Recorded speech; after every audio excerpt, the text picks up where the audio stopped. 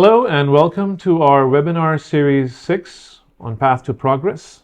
This is Shahrukh Mirza, Regional Head HR Consultancy, People Perfect Worldwide, your host. And with me today we have a very special guest, Mr. Peter Kelly, who is the Executive Vice President and DGM HR for National Bank of Kuwait. Welcome to the show, Peter. Today's topic is actually going to be about the psychological contract. Now, we know that managing reward is about managing expectations. So we're going to talk about psychological contract in that light. Let me just quickly also take a minute to introduce both of us. I have now spent about 3 decades in the HR field and looking at the consultancy business and HR for People Perfect Worldwide. Of course, I have an academic background in HR as well, in OD from the US, University of North Texas, back in the day.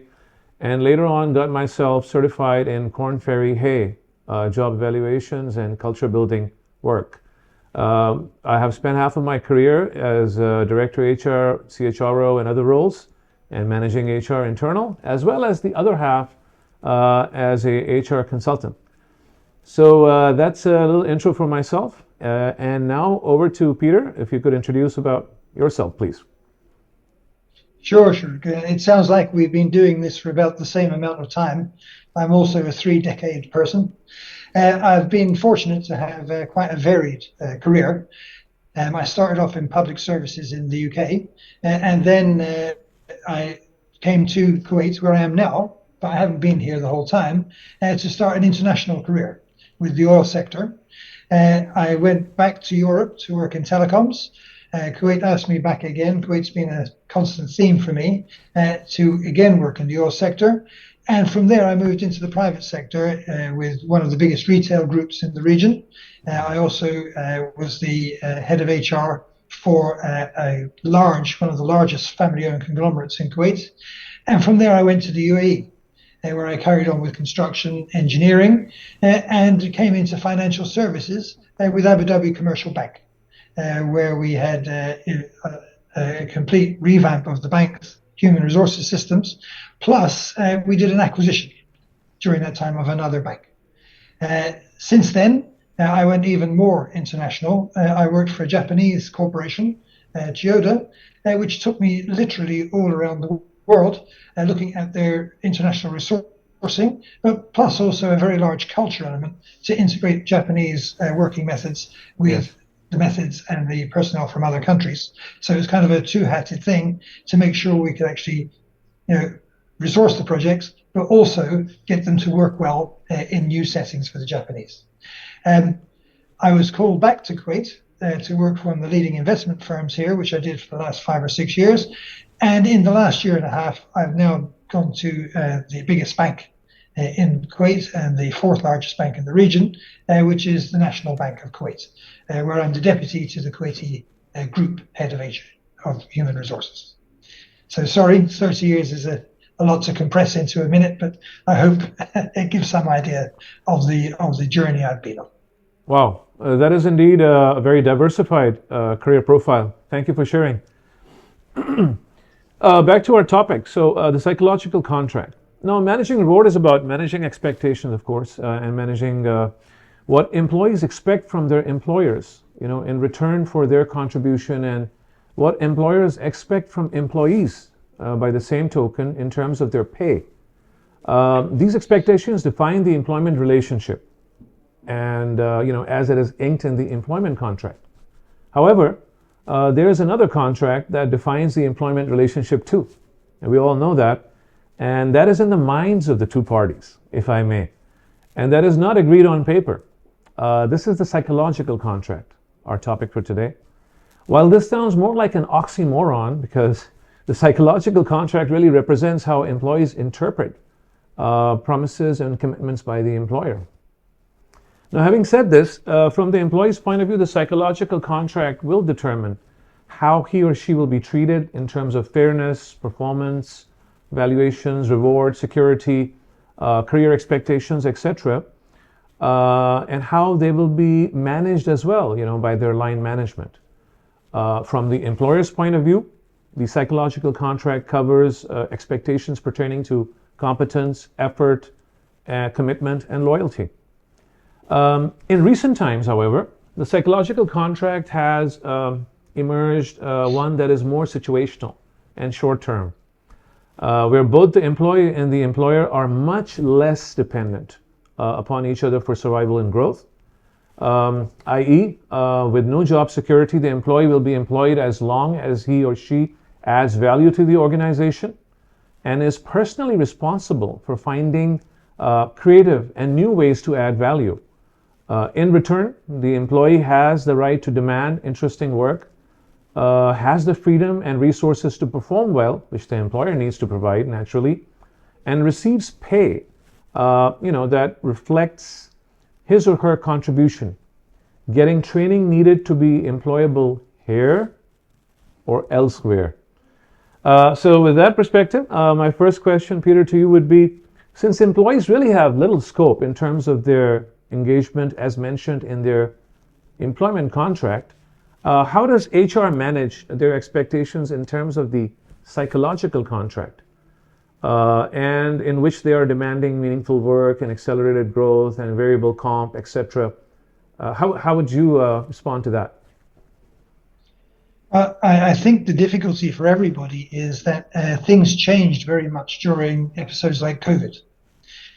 So managers and companies could take very traditional approaches where employees were perhaps more of a cost, where employees should be happy with the pay that's good for the market. And basically these other more psychological aspects were perhaps nice to haves. Of course, everybody looked mortality in the face and saw a lot of tragedy around the world. And I think that really has shifted things in the minds even of older employees. We also hear a lot about the younger generation having a different approach to life in general. And so as most of our kind of early talent and our more progressive talent for the way work is changing are in the younger age group, this also is strengthening that kind of sea change in what employees expect.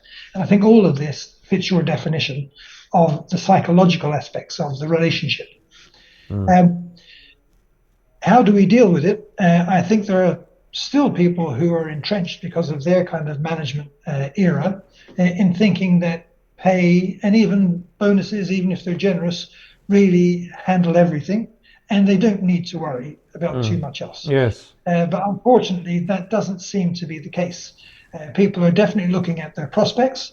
And as you say, job security, when the economic times are more difficult, can't be guaranteed by the employer. So job for life is a very old concept. A job for the next 3 months is not really what we're looking at. It's never that kind of emergency. But the options for people, not simply to leave for your competitor, but also simply to say, I don't have anything else, but I don't want to work for you anymore. This is definitely a valid option now. There's no economic, I'd say, kind of cage that people are in. They may have to bide their time, but you need to do a lot of other things, which perhaps we can go on to talk about, to make sure that it's a place that they want to be at and they want to bring that value with them when they come. Sure. You mentioned reward in there. So what type of reward management strategy can HR develop that supports a productive psychological contract? In other words, paying employees on the basis of their actual contribution, rather than relying on the carrot of promotion or reward for loyalty and service. So actually taking care of the employees that matter most. Well, look, I may tend in my kind of answers to go towards more progressive solutions, but the basics are still there. For instance, you must make sure that you're at least paying market rates. Some people, again, you can have a pay position which is slightly below. Some people want to be premium employers and go above. These are very traditional reward management approaches. However, even if you have other ways in which to reward employees for the actual contribution or the results that come, you've got to have these basics maintained. The old days where, for instance, with salespeople, where you say, well, they have to earn their keep. They may have to make a certain threshold of sales simply to make that their salary, and then everything else can be for Yes. them. And this kind of thinking really has to go. They need to be valued for being there as well as for what they bring, and it should be a supportable lifestyle for them and their families right from the outset. Otherwise, they're going to really have a grudge against you when they're working hard and seeing, in effect, some of the value being reduced. Similarly, things like caps on incentive schemes need to be thought about very carefully. I've seen this many times, as I'm sure you have. Yeah. You have an incentive scheme which is really incentivizing insofar as the person who can bring sales or bring clients or achieve a certain outcome looks at the mechanism very closely, and they work harder when they can see what they can make. But then when the company sees the actual number, particularly if you've had an excellent and extraordinary outcome or year, very often a cap sets in, but we won't pay beyond this amount. Well, that's very demotivating, and it's not putting it into the equality frame that we're talking about with the change of employee attitude. When, say, a salesperson exceeds their target by 50%, that's a huge increase for the company. But if the company limits it to anything above 25% is for us and not for you, because that's the psychological damage it does when you have these caps, then you're really saying you should stop trying after 25%. What company wants that? So it's this blend of traditional approaches and the expectations of the employees. You really have to start refreshing everything you do within the total reward space. And I'll kind of stop there to let you ask me something else to get into a little bit more detail. Sure, I think that's a great answer. But I was just, if I may add another related question to that, in taking this forward. Obviously, we have the revenue generators and certain roles, like you're in a bank, so the corporate banking division, for example, the RMs, and the way the targets are set, they are leading from the front, the business. So how does one manage that? Do we have a separate a policy for reward for those kind of pillars for verticals of the business, as opposed to back office professional support roles, who generally in most companies are in the same overall compensation basket? Well, look, if we look at the world around us, which is influencing the psychology of everybody, it's becoming a customized world. You mentioned banking, obviously the industry I'm in. What are we going to be doing with customers? Hyper personalization is the direction for consumer banking. People working on the corporate side, there needs to be some fairness, because they're actually working with companies that also are experiencing up and down economic conditions. So is it just about a hurdle and a certain number, or does it take market conditions into account? Peer comparisons perhaps work better. How is your corporate division working compared to another bank's corporate division? Are you relatively bringing in more money in difficult conditions than they are? So this kind of sense check, because this is where the psychology seeps in. Right.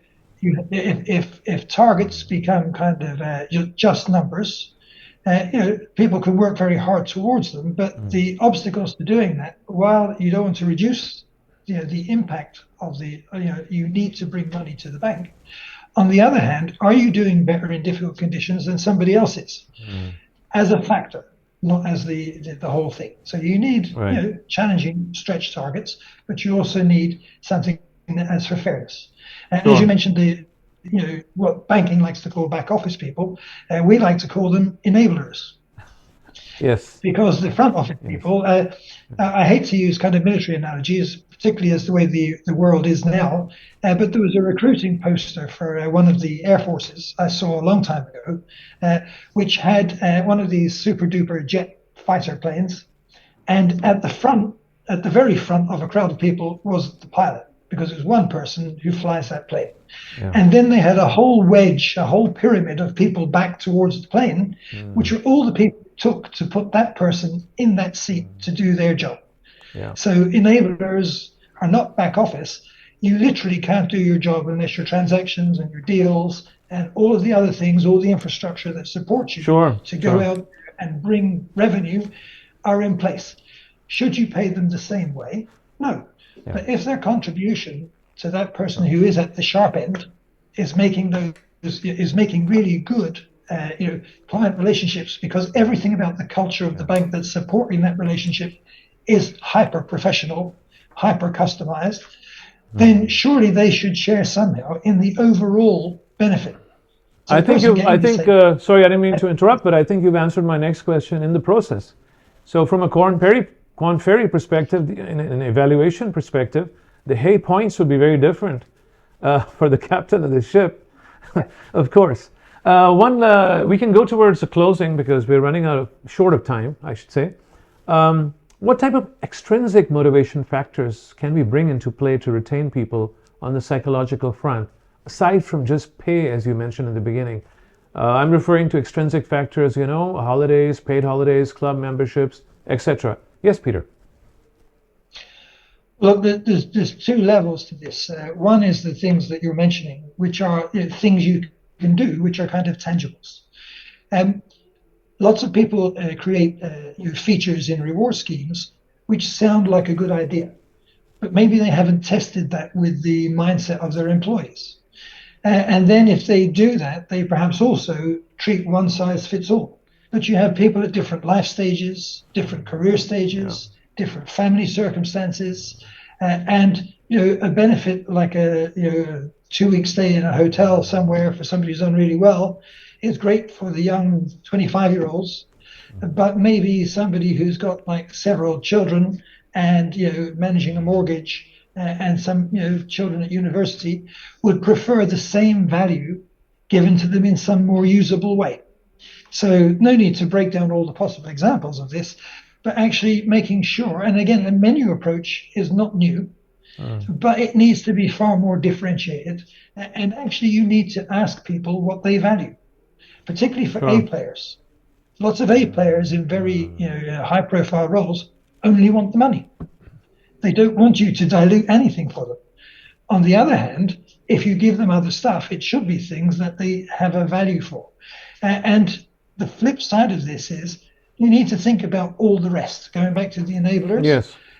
If you simply have kind of an elite who get all the visible benefits, that's very demotivating for the people who are not included. So you better think of something. It may be more communal, more widespread, but you can also look at benefits, tangible benefits, that are not that expensive relatively within the overall success of the firm, to make sure everybody feels they've come to the party.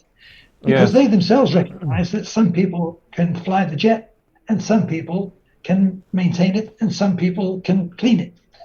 There's a hierarchy which people recognize, but they want some fairness in the fact that all of the contributions, properly valued, should lead them somewhere. And the second level to this is that everybody wants some meaning in their work. And a lot of this is to do with the culture of the firm. So you can have the most perfectly mathematical, market-aligned reward system. You can have done all the right things to have all the features in there that really match people.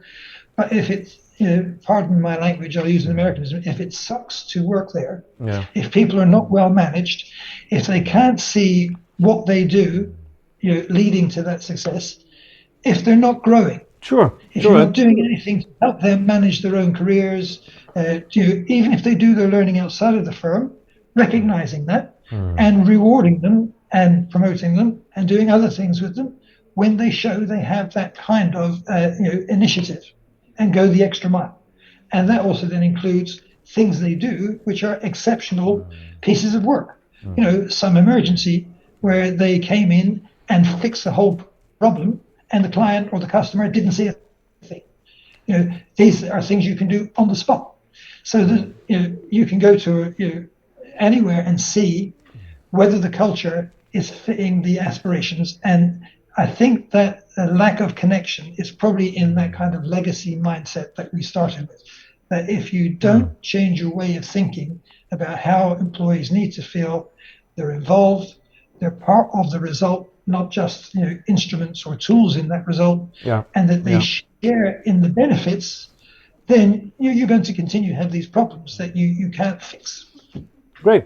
Peter, I think you've really summarized it for us. I think it's a very important subject matter, and we're out of time. So I just wanted to thank you very much for your time as well to come and share your thoughts on the psychological contract and its implications or on employee engagement. I really appreciate it, and we hope to connect with you again on a future webinar very soon. Well, it's been a very good experience for me, and thank you very much for inviting me to share my lengthy thoughts. But I hope it's of some value to your audience. Thank you very much. Have a nice day. You too.